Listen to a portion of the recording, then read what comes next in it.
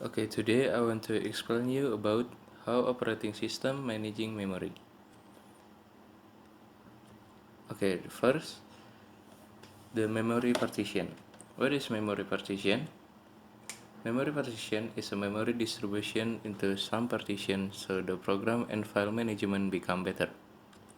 There are two kinds of memory partition. The first one is fixed partitioning and the second one is dynamic partitioning. Okay, the first one. Fixed partitioning. The character of fixed partitioning is the distribution of memory is fixed from the beginning and cannot be changed. The second character is the size of partition can be the same or different. Okay, now I want to tell you about the problem can occur when you use the fixed partitioning memory. The program size larger than the partition size. The memory is not used efficiently. And the third one, internal fragmentation can be happen. And now I want to tell you about the operating system that use the fixed partitioning. This is the IBM OS or MFT, multi-programming. Now we start with memory paging. So memory paging is a memory management technique for controlling how a computer or virtual machine's memory resources are shared. A computer can address memory beyond the amount physically installed on the system. This non-physical memory, which is called virtual memory, is actually a section of hard disk that is set up to emulate the computer's RAM. When a computer runs out of RAM, the OS will move pages of memory over to the computer hard disk to free up RAM for other processes. This ensures that the operating system will never run out of memory and crash. Too much reliance on memory paging can impair performance. However, because RAM operates much faster than disk memory. So we hear the tutorial, and we see here we get into the advanced systems, then we click the settings on the performance box, and we get the virtual memory. In here you may want to check the two text box, which is initial size and the maximum size. You have to write down your desired size.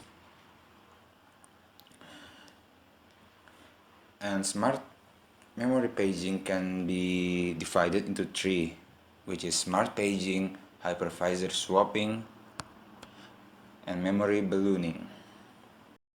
So, the first one is smart paging. It is used only during a VM restart when there is no memory available and none can be reclaimed. So, let's make an example.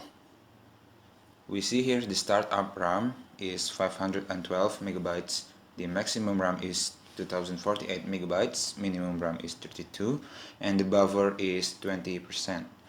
So the virtual machine starts up and immediately consumes 512 megabytes plus an additional 20% of memory. Approximately 615 megabytes is consumed by the virtual machine from the host. No additional software is running, and like many hosting customers, the machine is left idle. Dynamic memory will seek to optimize the memory allocation. Now, 300 megabytes will not be enough to boot up the guest OS of the virtual machine. Normally, sufficient RAM will be assigned to the virtual machine.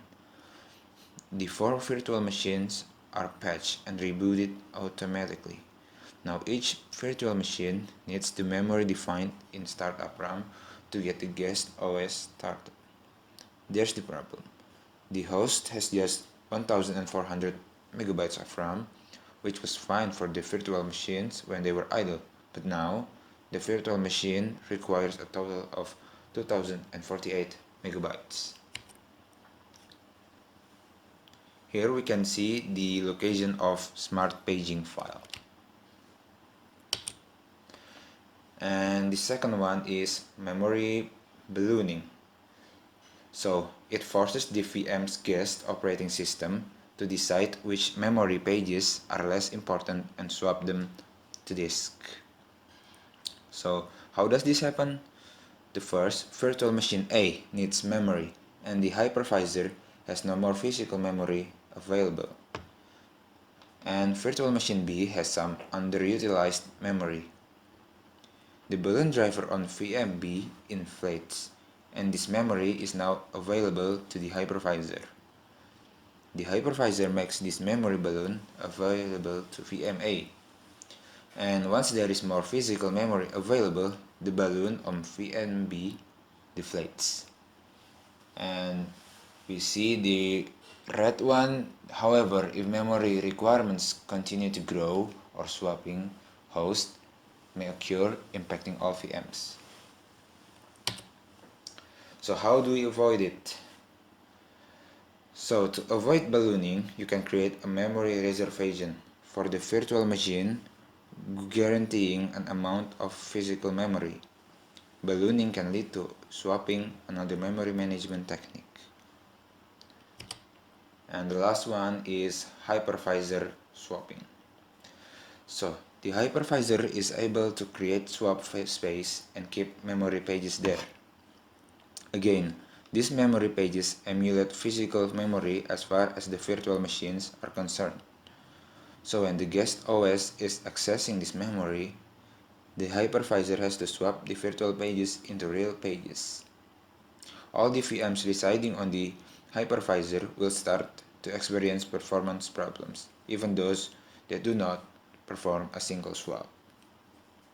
An administrator monitoring the virtual machine is oblivious to the root cause, unless he correlates the metrics from the guest with the hypervisor metrics. So the conclusion is, in order to realize the benefits of memory management and avoid any issues that might arise, the techniques listed from before, all of it needs to be controlled carefully.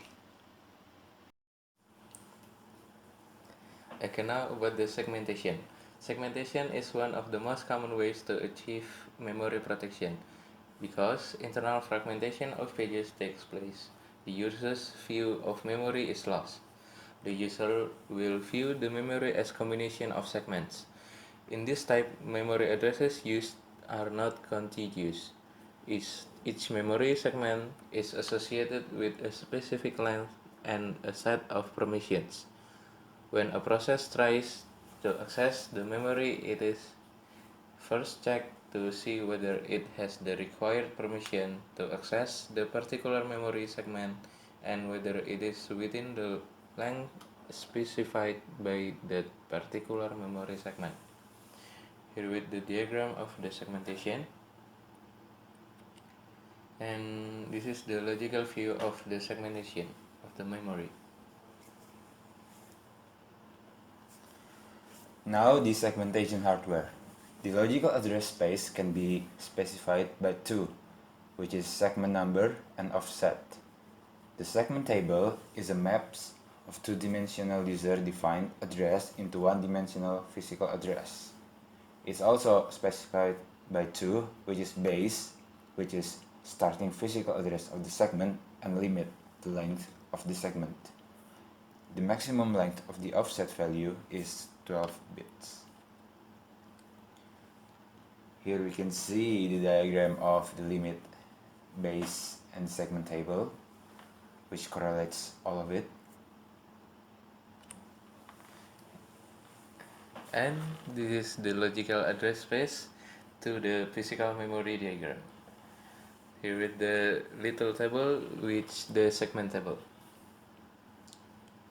Okay, now logical address and physical address. What the difference between them? First, the logical address.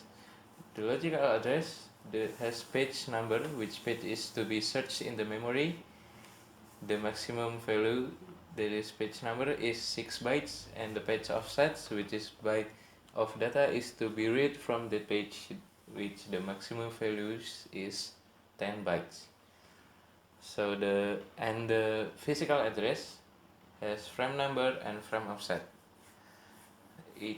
The frame number has the maximum value of 6 bytes and frame offset has the maximum value of 10 bytes. Okay, now here is the example.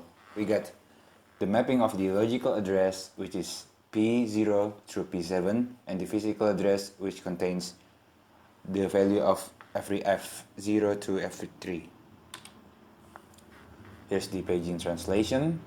It is the correlation between the CPU, the logical address, which is P equals to 3, the offset of the logical address, which is the same as the physical address.